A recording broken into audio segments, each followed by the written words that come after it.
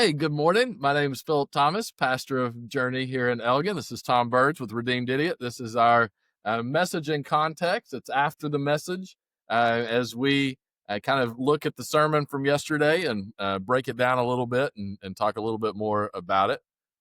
You can we meet on at 10 o'clock here at Journey, but you can also watch that message on YouTube or in our app, Journey Elgin Church app. And I, obviously, I guess as the pastor, I guess I encourage you to watch the message. I don't know. I would. I don't know if it's any good or not, but hey, I got it. I did in one of my little segments. The hell is that, right? Which I know there's probably still some people that cringe, whenever I do that, but Because you said HE double toothpicks? maybe so, right? Yeah, in church, You right? sinner. Right. But the way that I've learned that word was from the Bible. Mm-hmm. So no, but I do get it. But there's lots of things in the world that I think if anyone's honest, they kind of go, what the hell is going on? Oh, yeah. Right. Yeah. I love that clip. It was old NFL films and it was Vince Lombardi. So this would have been way back in the 60s. And I remember, I can't even remember what channel they would show old clips of NFL films and stuff like that. And there's this clip of Vince Lombardi yelling, "What the hell's going on out there?" Right to his team.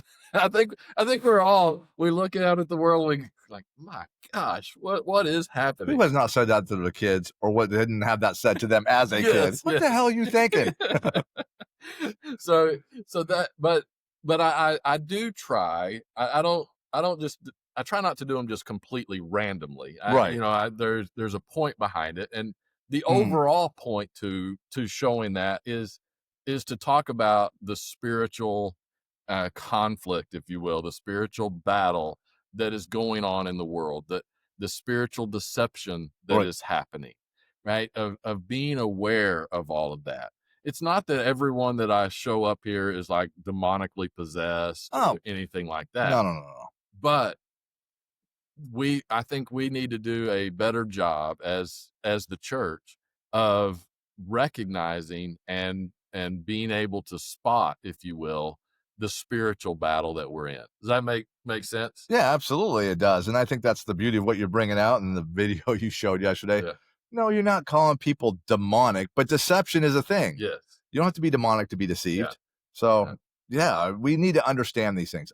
We have to understand these things in honesty, to be fair. I know a lot of times we talked before about people being like sports kind of thing, like you follow your sport, your team, no matter what, good, bad, or indifferent. And then same things people do in politics. They tune out, whether it's true or not, of something they despise, and everything that their side is, it's all righteous, all good, all great, all perfect. And they tune out what is, that's not really what, I'm not going to talk about that. So it's good that you bring this out. And all it takes, even inwardly, is you don't have to go express to anybody. Go, yeah, the party or the whatever I'm kind of like looking at, that was a little off. That was wrong. That was wrong. And just be honest to yourself is kind of the point. Start someplace. Yes. Yeah. No. And so the clip, I encourage you if you want to Google, you can Google Tim Kaine inalienable rights or something like that. It's a fairly recent clip, and what it was, is you have an interesting situation that's happening here is and I've talked a lot. I do talk about governments, which means you kind of talk about politics. I'm not here to promote any one or the other. In fact, I have said numerous times that government is not the answer for us. Right. That's not going to be found, and we should not put our trust in any one politician for Right. sure. And however, in the bigger picture of things, the United States was founded on biblical principles, but not just biblical principles, Christian principles. Right. That is clear in there. And did it mean that we were always this perfect representation of what God wanted? No, not at all. But those were the principles, and I believe that that Right. was in some ways kind of a culmination of the movement, the Christian movement that started all the way back from when Jesus gave the great commission, Hmm. said to go into all the nations. Yeah. Well, that actually has, since the United States was formed as a Christian nation. I know that can be, controversial saying that, but at least a Christian foundation No, for the I don't think country. yes, controversial because people don't want to see for what it Yes, was. But if you go back and look at the 13 colonies before we were a country, what they put into their independent constitutions, all they of say is based on Christian things. yes, They mention these things. They yes, say this and they've written into laws. yeah, And our constitution started that way. yeah. So it's not controversial, it's a fact. It's a fact. Whether you Yes, like it or not, it right. was a fact. Yes, So and then it led to. So I mean, you had great awakenings. We've talked about this yeah, before. You had great awakenings that like Jonathan Edwards and some of those pastors and stuff that helped lead to the formation right. of our country. But then once our country got going, I mean, if you went to a Baptist church, but not just Baptist churches, it didn't matter what church, all of them had missionary sending groups that Right. went throughout the globe, Mhm. right? The continent of South America, the continent of Africa, over in China, all of the, because Lottie Moon is big in the Baptist church, was a missionary to China. They would have never have been a missionary to China if there wasn't the United States that was prospering that could send someone to be a missionary over there, right? Right, right. Like, so I say all this, it's important to recognize that when Christ entered the world, and we talked about this yesterday, he he pushed back and began pushing back against the pagan religions that are Mhm. out there. And just not to get too deep into that, but pagan religions are evidence of a demonic influence or Mhm. demonic ideology. Those are trying to pull people away from God, Right. right? And many times they can look similar, right? And they can maybe even have some similar truths, Yep. but they ultimately are trying to pull you away from the God presented in Scripture, Right. right? Well, as when Jesus came in and the church began to expand, started to push those influences out. Now, not that they weren't there, they were always there, but they were no longer dominant, right? And then that began to spread across the world, and it spread what we would consider Christendom now, Right. Western civilization. That Western civilization, that's the term we use now because we're uncomfortable with like Christendom, Right, because right. we don't want to connect the reality of the expansion of Christianity that was Western civilization, right? And so that began this process. So you're pushing out these demonic influences, you're weakening them, so to speak. So when you have the formation of a country that is built on those Christian principles, inherent in that is like, we are not going to allow these demonic influences to have a major role here, right? I mean, to me, this is just obvious, right? Right. Well, I I have sensed a major shift, and I think other people have too, Yeah. because there's a lot of the hell is that going on, right? So the clip that I showed was a sitting U.S. senator. His name's Tim Kaine. I don't even know if I ever used his name yesterday, but I don't know if anyone would have remembered who he was anyway. But he was actually the VP running mate with Hillary Clinton Mhm. in 2015, and so he's not only is he a senator right now, but he was uh, just a few thousand votes away from being the actual vice president of our Right. country. And he openly talks about how our rights, do come from government and the laws that the government establishes. Now, you may hear that and say, "Well, yeah, that's, yeah, sure, that sounds good." Except no, that's 100 degrees opposite of the founding principles. And it's actually written in the Declaration of Independence Right. that our rights come from our Creator, right?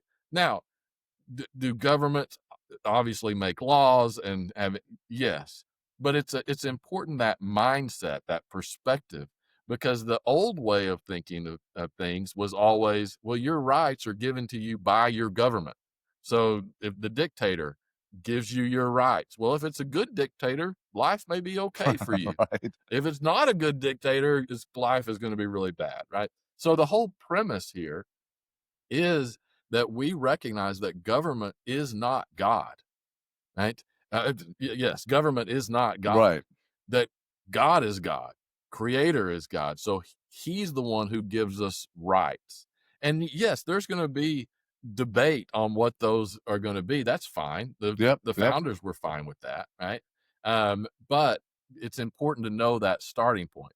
What Tim Kaine did is he went completely against that, but he actually went a step further. And I talked more about it than I thought I was going to, but it was because my blood pressure elevated. I'd watched the clip numerous times, but what he did is he equated that with what is done over in Iran. He said, over in Iran, they believe that their rights come from God.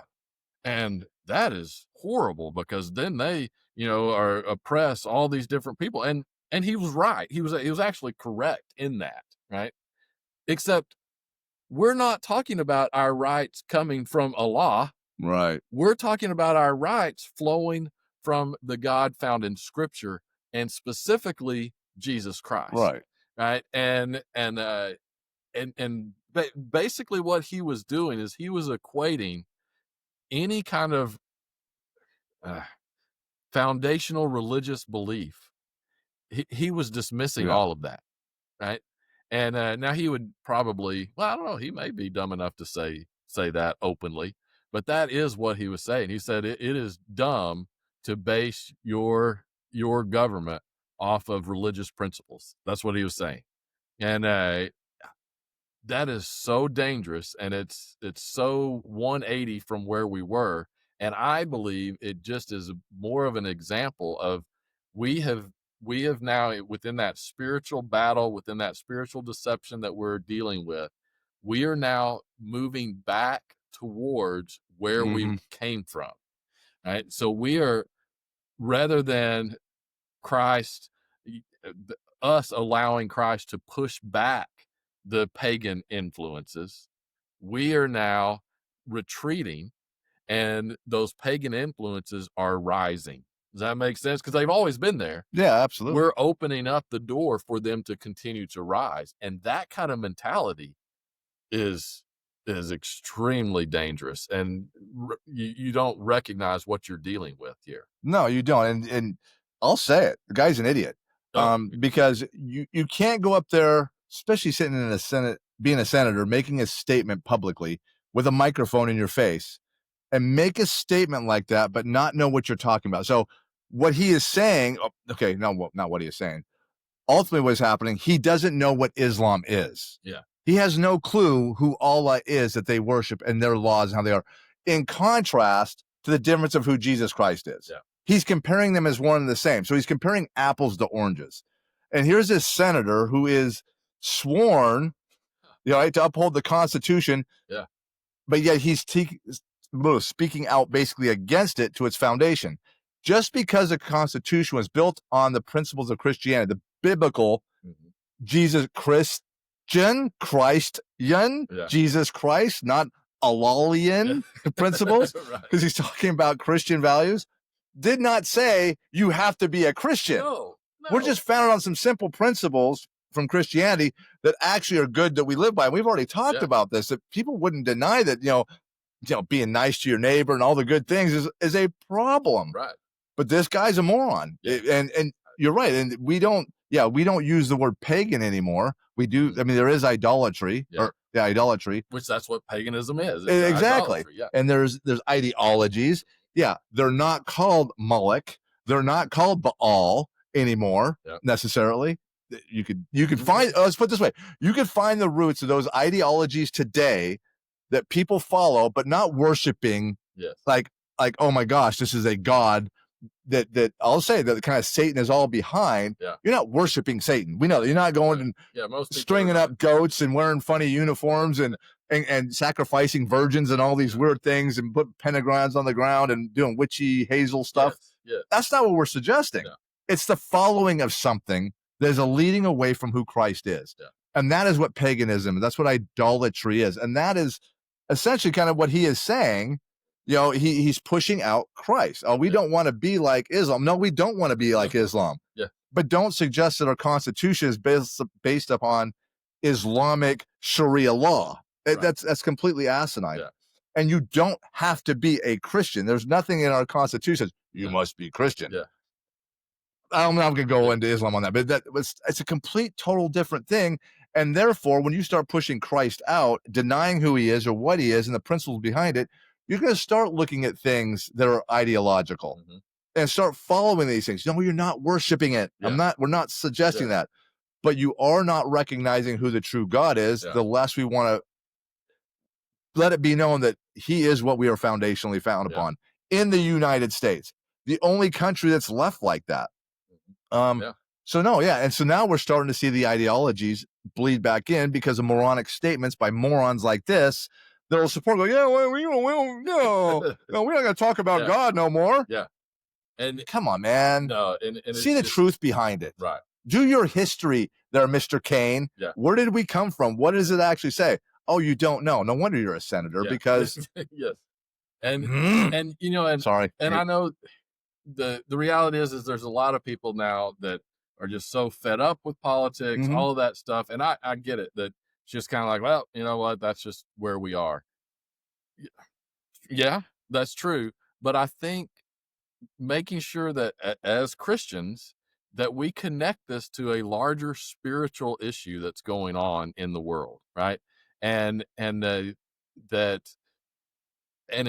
is different. And I tried to, and I think it was a legitimate connection to what Paul was addressing in Philippians, except from the opposite side of the coin, right? So did that kind of make sense? So basically what Paul has been doing, I think, in Philippians is there's a subtle, most of his focus was uplifting in this letter. It was talking about rejoicing and finding joy and all of that. That is the prominence of the letter. However, within it, especially in chapter 3, he does bring out that there is evil abounds, right? And I think he is looking forward and he is starting to prepare the people.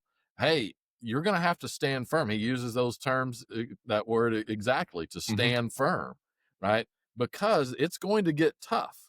Because what was happening there, the reason that there was about to be a spiritual conflict, if you will, is because Christianity was growing and was pushing out the pagan ideologies. And the pagan ideologies were about to recognize, oh, we're really under threat. And they were going to try to stomp out Christianity. That is what basically was going to happen. And so Paul was preparing them. Hey, rejoice, and you need to have that joy, and you're going to need to have that even whenever things are going bad, right? Whenever you're being attacked, because that's how you're going to stand firm. Christ is going to give you the strength to endure that attack. So for us, we have now been living in light of them overcoming that attack, right? And the church overcoming and continuing to push out those pagan ideologies. And for most of our lifetimes, we did not recognize the real impact of the spiritual battle that's always going on. Yeah. Does that make sense? Yeah. Right? Because our country, the vast majority of people understand, our rights come from God. Yeah, that's kind of, and we all basically agree with that, right? Well, now I believe we're kind of in a similar position where Paul is writing to the Philippians. We're not under the direct attack of pagan ideologies, but we're turning in that direction. So we need to kind of take these words in Philippians and we need to start applying them, because I think it's going to get worse, where that conflict is at a height again. Now it'll probably look different for us than it did back then, right? It's not going to be Nero that's doing it, or Domitian, the Caesar, but you're going to see more and more influence against Christianity. And honestly, that clip is terrifying, because already at high levels in our government, that he doesn't realize it, but he is following and he is working for a pagan ideology. Yep. He is working against Christ, whether he knows it or not. And the fact that is He doesn't already care. happening. Yeah, That's the bottom line. That's definitely what it comes across as. Yeah. And I think as Christians, as the church here in America, we have been so comfortable and we have had it so good, that we better wake up, because in our country we are seeing this change. And so whenever Christ decreases, the pagan ideologies will increase, right? This is you can't just remove your foundational principles of Christ and expect nothing to fill that void. Something will always rule, and something will always be worshiped. We were created to be ruled, right? We were created to worship. We were created to be worship the Lord, and he would rule over us, essentially, right? That he's the ultimate authority, right? And what happens is, if you don't recognize that and give him that authority, something worldly will take that place, and it's usually government, right? And if a government is influenced by pagan ideology, Tim Kaine, he's right. The government that's influenced by that ideology of Sharia law in Iran is horrible for the world, right? So, but what his prescription to fight that is for us basically to become a secular nation. Well, guess what secular is? Pagan. There is no secular. I used to use that term too. Well, we're kind of just a secular nation. There's only two things. God is, or God is not. You are worshiping either God, or you are worshiping things against God. That's what it comes down to. And I know that's uncomfortable and we don't like talking like that. But now we need to start talking like that, because we are moving in a dangerous direction. We are letting the old gods back in, and we need to be aware of that and ready for that. No, we do. And I think I'm going to just hit on something you said in here to maybe round it out a little more, because you mentioned like Nero. And so when you're talking about, okay, so during that time, as the Christian movement is inflaming, is growing, and is pushing against the pagan ideologies. And here we are in Philippians. All right. So as they're growing, there's a pushback, and that pushback came from government. Yeah. And over a period of about 317 years, there was 10 different emperors that stood up against it. And Nero's a good example. He would come and go, because what was happening is a Christian ideology, as they would call it, an ideology, was pushing against the pagan beliefs when you're transforming or converting people into it, and being anti these pagan gods. There are lots of them gods that was built on the Roman Empire, and that's what they believed. Then people would have a problem with it. The government would have a problem with it. So they would push back. Now, theirs is very deliberate. They go into persecutions, sometimes severe, but could be all the way up until death against them. And then, because that pushback came this way, but the Roman Empire still had the mentality of wanting to be a peaceful nation. It wanted everything. It wanted to control the world, not in a way that was done by force. And that's where they developed languages, but by trade and by money, by influence. By money was the big thing. But if you're creating war all the time against your peoples of your nation, you're not going to have a massive influence, not make a lot of money. So they would push up against it. But now when that emperor no longer went, the next emperor would come in and actually start putting out decrees saying, listen, chill on the Christians. Yeah. Let's bring peace back into Philippi, into Colossae, everything. And that's how it would kind of go. And that would happen through 10 different emperors. Christianity would come up. Oh, we're going to push back up against it. We're going to kill them. Yeah. Oh, okay. Things are kind of leveling out. Yeah. They're a little bit scared. And they're not no powerful. And they come back up. Another emperor would come in. Now we're experiencing that, not in a physical, violent way in this country, but yet a government is still pushing against Christianity and God and Christ in a different way by the establishment of laws or refuting laws of creation, or I should say development of like our Constitution that this moron Cain is talking about. And it's just a pushback and it's against it. Therefore, Christianity gets smashed again. And these idolatry or ideologies start picking up and people buy into it. Yeah.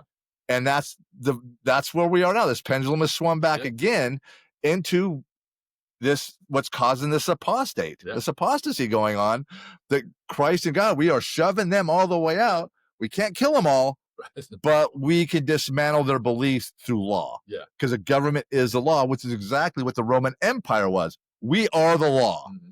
You're God, you're Jesus. No. Leave our gods alone. Don't be that. No, you're out of here. I'm going to kill you. Yeah. So it's exactly what was happening then, just in a different, non-violent way. Right. Yeah. At this point, and whether could it become violent? Certainly. Mm-hmm. I have no idea, but that is the direction that. Well, I promise you, it will become violent if we allow the pagan influence to reach a certain tipping point, because it will. Its desire is to totally destroy. Oh yeah. Right. And I understand as the United States and as Christians, we are not called to destroy, right? Like to kill all of those with a different ideology than us. Right. We're called to introduce them to Christ.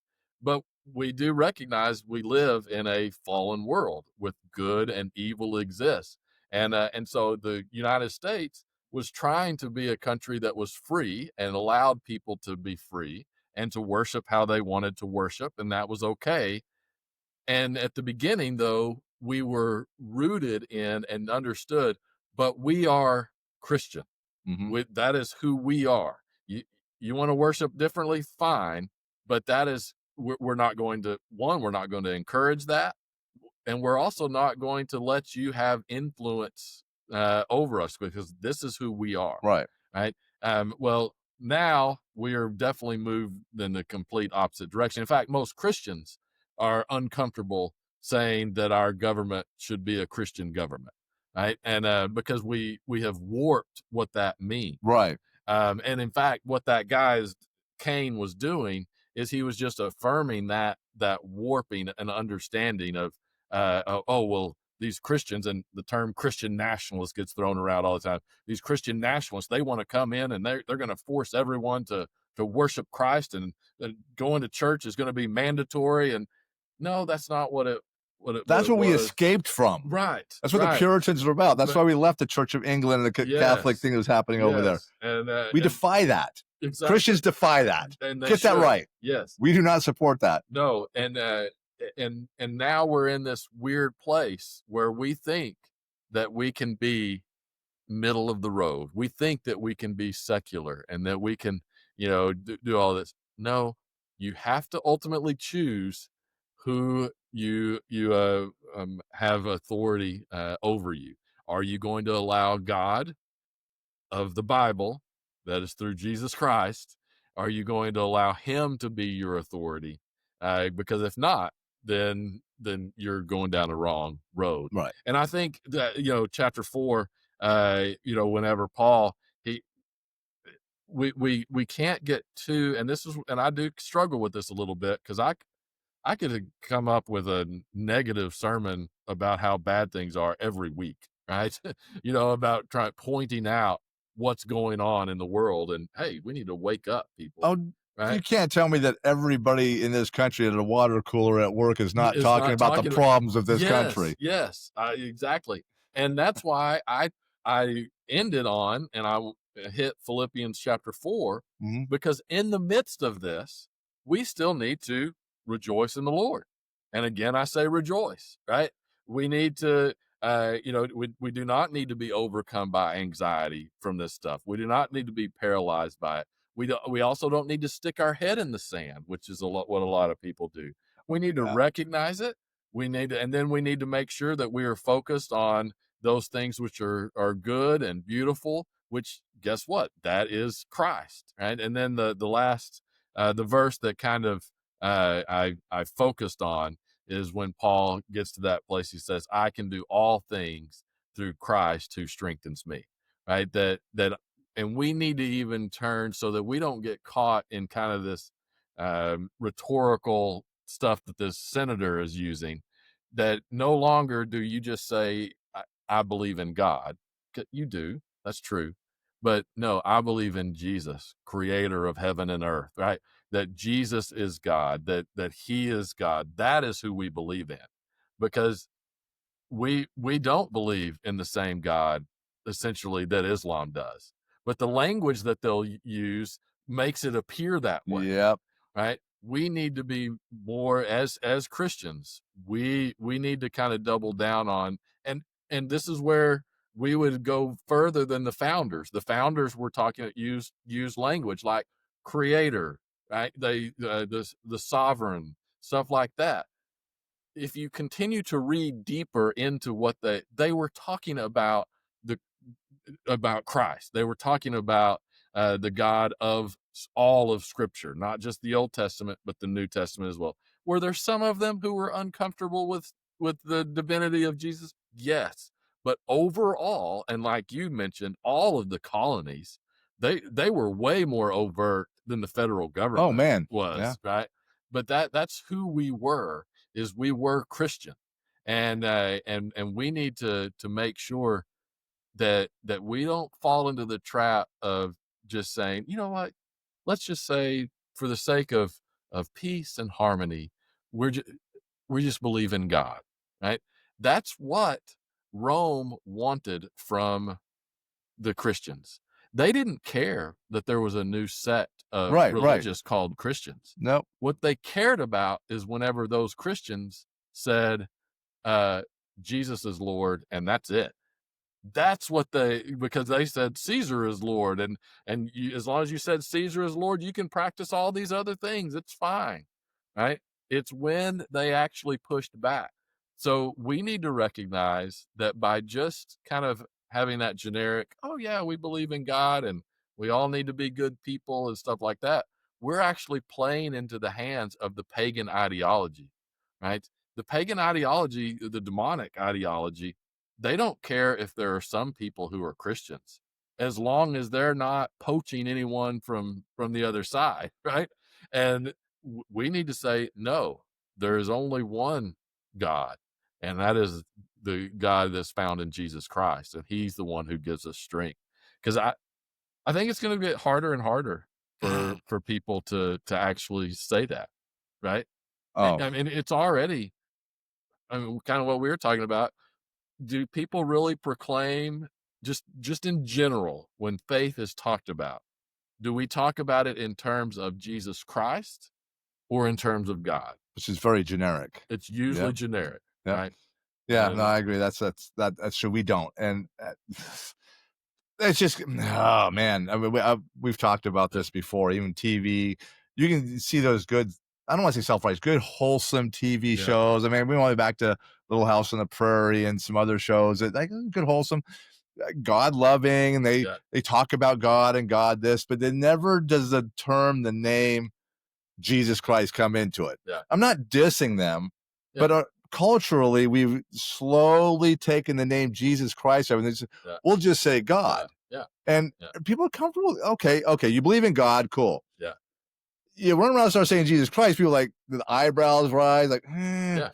It's a harder thing to say because even by Christians, because you're going to kind of get rebuked. Mhm.